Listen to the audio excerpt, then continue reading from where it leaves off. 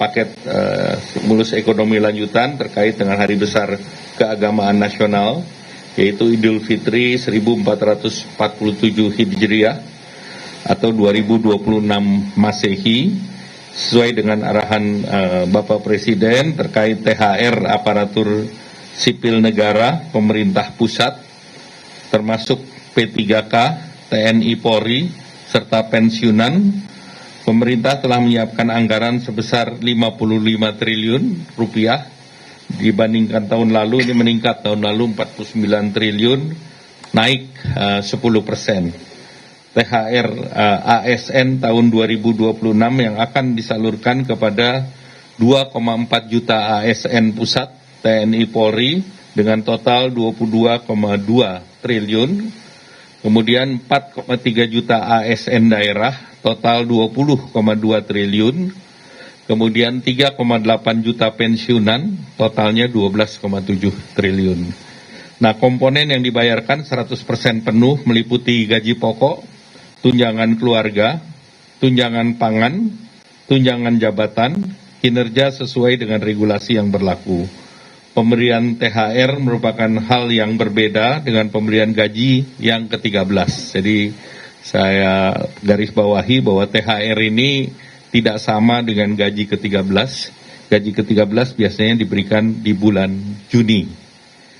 Nah, pencairan THR dimulai secara bertahap sejak 26 Februari yang lalu, minggu pertama, dan THR tersebut diberikan kepada PNS, CPNS, P3K, pejabat negara, prajurit TNI, anggota Polri, pensiunan PNS, pensiunan prajurit TNI Polri, hingga pensiunan pejabat negara. Sedangkan untuk gaji 13 ya seperti biasanya dibayarkan di bulan Juni. Untuk sektor swasta, kewajibannya wajib dibayar penuh, tidak boleh dicicil, dan paling lambat dibayarkan H-7 Lebaran. Jadi THR diberikan kepada pekerja dengan masa kerja minimal 1 tahun, dan kemudian juga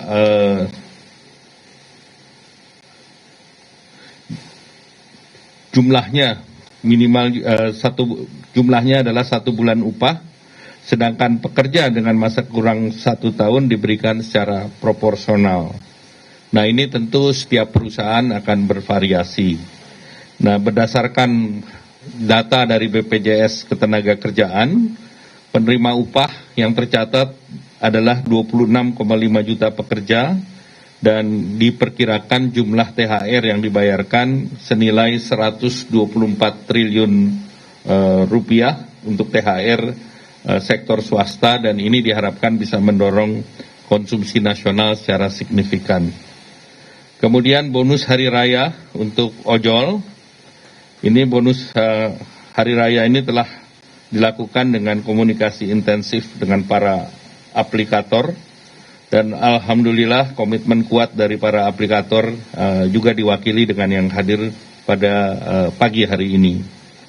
Jumlah yang diberikan ini BHR tahun 2025 bisa mencakup kepada sekitar 850.000 mitra penerima atau pengemudi dengan nilai total 220 miliar, dan ini 2 kali dari tahun lalu.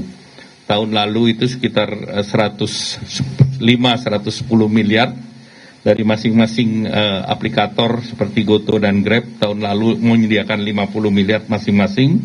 Tahun ini 100 sampai 110 miliar, meningkat 2 kali, dan penerimanya juga menerima masing-masing 400.000. Maxim juga memberikan kepada 51.000 mitra sebagai penerima BHR. Tahun lalu 1.000 mitra, jadi Maxim meningkatnya juga besar, 51.000. Kemudian InDrive juga memberikan sekitar 500-an. Nah, kami mendorong penyaluran dilakukan lebih awal, H-14 atau paling lambat H-7 sebelum Idul Fitri. Terkait dengan perlindungan jaminan sosial bagi pengemudi, hingga saat ini mitra pengemudi mengikuti jaminan kecelakaan kerja JKK dan jaminan kematian atau JKM BPJS Ketenagakerjaan.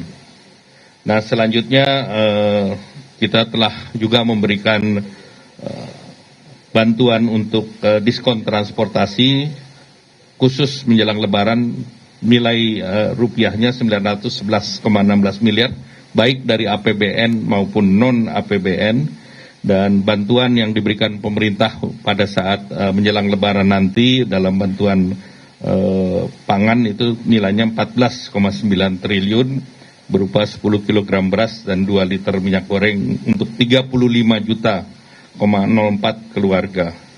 Dan pemerintah juga sudah mengumumkan work from anywhere tanggal 16, 17, 25, 26, dan 27 Maret. Selanjutnya kami persilahkan Pak Prof. Yasirli.